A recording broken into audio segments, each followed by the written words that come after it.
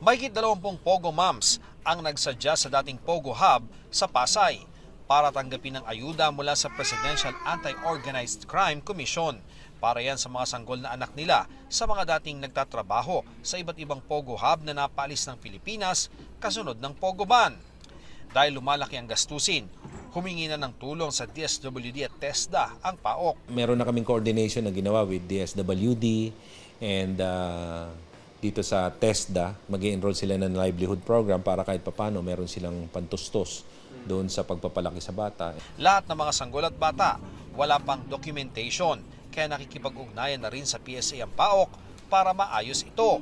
Bagamat January 1 pa epektibo ang Pogo Ban, may intelligence report na nakalap ang PAOK kaugnay sa maliliit na operasyon ng mga Pogo sa iba't ibang lugar. Paalam ng ilan sa mga pulis o LGU, call center sila. Mas marami. Mas marami sa 100. Pwedeng 100 o mas marami sa 100. Kasi mga maliliit na lang ito eh. Although hindi pa natin sigurado na nakapagtayo na yung iba. Kaya sa tulong ng DILG ay pinapaalam ng PAOK ang mga red flag sa mga nagbabalak magtayo ng Pogo operation sa kanilang lugar. Pinaghahandaan na ron ng PAOK ang pagtugis sa kanila.